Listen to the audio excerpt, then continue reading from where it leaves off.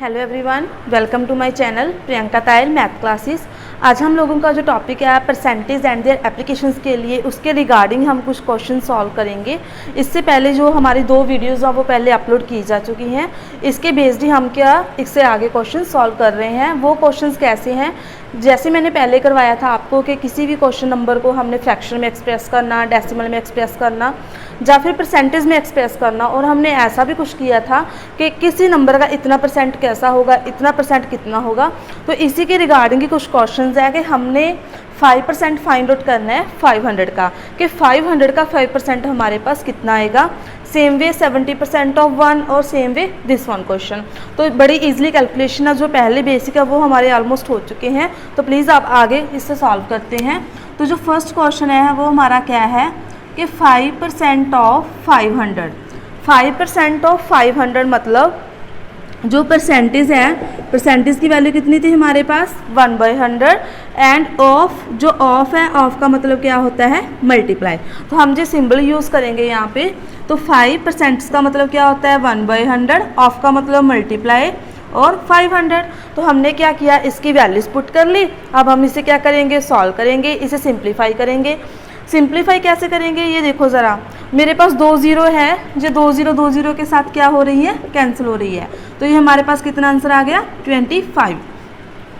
अब यहाँ पे एक बात ध्यान देने वाली है, वो बात क्या है कि इस क्वेश्चन में हमें सिंपल बोला है कि हमने इसे सॉल्व करना है। क्या करना है, इसे सॉल्व करना है या फिर इवेल्यूएट करना है, वैल्यू फाइंड आउट करनी है, एक ही बात है सब। इस क्वेश्चन में हमें ये नहीं बोला गया कि हमें इसे डेसिमल एक्सप्रेस करें या फिर फ्रैक्शन में एक्सप्रेस करें या फिर कोई नंबर कुछ भी है। तो वो आप लोगों की मर्जी है कि आप इसे किसी भी फॉर्म में एक्सप्रेस कर सकते हो। अगर हमने 5% फाइंड आउट करना है 500 का, तो मतलब हमारा कितना आ गया 25। अगर आप इसकी कैंसिलेशन नहीं भी करते तो वे ये हमारा आंसर किस में आ जाएगा, डेसिमल में आ जाएगा। अब जो सेकंड क्वेश्चन है, इसी के साथ सेकंड क्वेश्चन हमारे पास क्या है, 75% ऑफ 1। हमने 75% फाइंड आउट करना है 1 का। तो same way 75 multiply by 1/100 multiply by 1।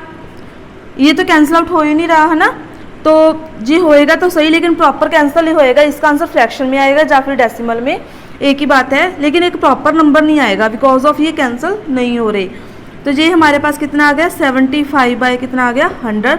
अब मैं क्या कर रही हूँ, उसे डेसिमल में एक्सप्रेस कर रही हूँ। तो डेसिमल में कैसे करेंगे, मेरे पास डिनोमिनेटर में 2 zeros हैं, 2 zeros हैं, इसका मतलब 2 डिजिट छोड़ के हमारे पास क्या लगेगा, डेसिमल।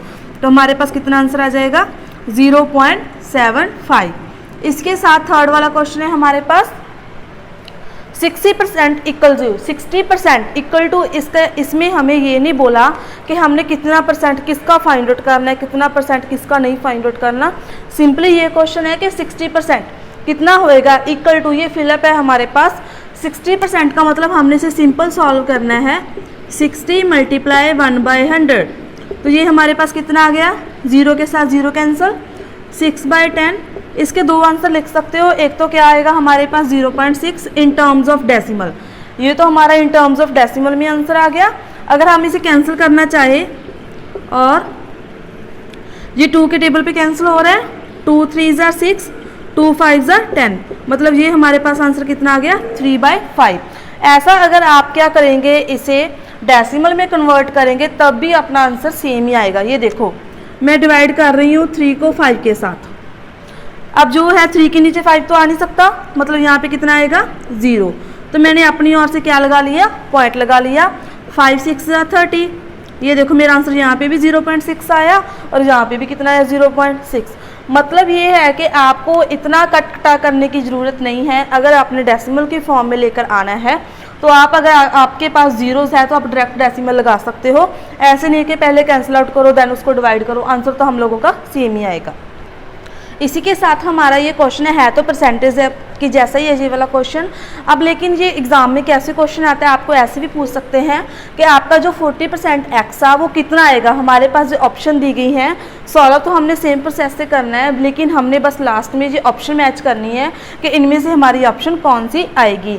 लेकिन ये मेरा आपको क्वेश्चन कराने का क्या टारगेट था, मैंने आपको ऐसा क्वेश्चन क्यों करवाया, सिंपल भी तो हो रहे थे, क्यों करवाया, क्योंकि जी हमने ऐसा देखना है कि अगर हमारा परसेंटेज हमने फाइंड आउट कर लिया, हमने अपने क्वेश्चन को सॉल्व कर लिया, तो उस उसको किस फॉर्म में रिप्रेजेंट करें, बिकॉज ऑफ जो हमारे आंसर होते हैं लाइक एज मैंने आपको बताया कि जैसे मेरे पास 0.2 है, 0.2 है और 0.2 को हम कैसे सॉल्व कर सकते हैं 2/10, बिकॉज ऑफ पॉइंट की जगह मैंने कितना लगा लिया 1 और यहाँ पे कितना आ गया 10, मतलब हमने पॉइंट को रिमूव कर दिया।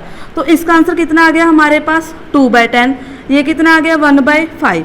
अब देखो जो 0.2 है, एक तो 0.2 आंसर है मेरे पास, एक आंसर कितना मेरे पास 1/5। मैं किसी भी क्वेश्चन को सॉल्व कर रही हूँ, मेरे पास ऑप्शन में 0.2 नहीं है, मेरे पास कितना है 1/5। तो हम हमारी अगर ऑप्शन मैच नहीं करेगी तो हम बोलेंगे कि हमारा क्वेश्चन गलत है, हमारा आंसर सही नहीं आया। आपका आंसर गलत नहीं है, रॉन्ग नहीं है, आपका आंसर बिल्कुल करेक्ट है। बस आपने ऑप्शन मैच करनी है, बस क्या है उसको आगे कैलकुलेट करके देख लेना है आपने। ये डिपेंड करता है आपकी ऑप्शंस पे कि आपको ऑप्शंस किस फॉर्म में दी गई हैं। हो सकता है कि आपकी ऑप्शन में 0.2 हो या फिर 1/5 ना हो सकता है आपके पास 1/5 हो 0.2 ना, या जे इन दोनों में से एक टर्म आएगी। लेकिन हम क्या करते हैं, हम आगे उसे कैलकुलेट करके नहीं देखते, हमें लगता है कि हमारा आंसर रॉन्ग आ रहा है। मैंने ये वाला क्वेश्चन इसीलिए करवाया ताकि आप आगे क्वेश्चंस को सॉल्व करके देखें, आपको ऑप्शंस करेक्ट चूज़ करनी आ जाए। तो जैसे अब हमारे पास है 40% ऑफ एक्स, सॉल्व तो सेम ही करना जो मैंने आपको ऑलरेडी करवा रखा है। 40% का मतलब 1/100, ऑफ का मतलब x, मल्टीप्लाई x मेरे पास एज इट इज़ है। अब देखो यहाँ पे मेरे पास क्या है, अगर मैं देखो इसे दो वे से सॉल्व कर सकती हूँ। वो कैसे कर सकती हूँ, एक तो विदाउट कैंसलेशन। विदाउट कैंसलेशन कैसे होएगा, इसके नीचे कुछ नहीं कितना लगा लिया 1, 40 को 1 के साथ मल्टीप्लाई किया कितना आ गया 40, और 40 को x के साथ मल्टीप्लाई करेंगे कितना आ जाएगा 40x अपॉन 100। एक तो मेरा आंसर ये वाला आ गया। एक मेथड इसका ये वाला है कि 40 मल्टीप्लाई 1/100 मल्टीप्लाई x, और इसे हम ऐसे भी सॉल्व कर सकते हैं। अब देखो 0 के साथ 0 कैंसिल हो गई, कितना आ गया 4x/10, एक ये आ गया मेरे पास। और इसे आगे और कैसे सॉल्व कर सकती हूँ मैं, कितने हमारे पास 40 मल्टीप्लाई 1/100 मल्टीप्लाई x, 0 के साथ 0 कैंसिल, ये कितना आ गया 4x/10। अब मैं इसे भी तो कैलकुलेट कर सकती हूँ ना आगे, ये कितना आ गया 2 और ये कितना आ गया 5, 2/5x। अब देखो ये आपको क्लियर हो रहा है। वो कैसे, देखो ये वाला क्वेश्चन भी आंसर भी मेरा सही है, ये भी सही है और ये भी सही है। तो अब हम क्या करें, कौन सा सही है। अब ये डिपेंड करता है आपको जो ऑप्शंस दी गई हैं वो आपने ऑप्शन में से मैच करना है कि आपकी ऑप्शन कैसे मैच कर रही है, आपकी उस क्वेश्चन को कितना आगे कैलकुलेट करना है या फिर करने की ज़रूरत नहीं है। अब देखो मेरे पास जो क्वेश्चन मैंने ये सॉल्व किया फर्स्ट पार्ट में, मेरे पास 40/100x आ गया, लेकिन जो मेरे पास ऑप्शंस है, मेरे पास ऑप्शंस में ये वाला आंसर नहीं है। तो आप इस ऐसा थोड़ी ना बोलोगे कि आपका क्वेश्चन गलत है, नहीं, आपका क्वेश्चन सही है। बस ये बताने का यही मिशन था मेरा कि आपको ये ऑप्शंस कैसे मैच करनी है। अब ये वाला देखो ऐसे सॉल्व किया, ये कितना आ गया मेरे पास 4/10x, लेकिन जो 4/10x है मेरे पास तो ये 4/10x की ऑप्शन भी नहीं है। अब क्या करें, अब इसका मतलब हमें इसे आगे और कैलकुलेट करना पड़ेगा। जब मैंने इसे कैंसलेट करके देखा तो मेरे पास कितना आ गया 2/5x आ गया। इसका मतलब मेरी ऑप्शन क्या हो गई, सी करेक्ट हो गई। आपका ये आंसर भी रॉन्ग नहीं है, आपका आंसर ये सही है, लेकिन इसे मैंने आंसर ऐसा मेरा लास्ट तक क्यों नहीं आया, मैंने इसे आगे सॉल्व क्यों किया, क्योंकि मेरी ऑप्शन में ये इन दोनों में से ऑप्शन नहीं थी, मेरे पास ये वाली ऑप्शन थी। तो आगे आपने कैलकुलेट करके देखना है कि आपकी ऑप्शन क्या है, ऑप्शन के अकॉर्डिंग ही आपने सम को सॉल्व करना है।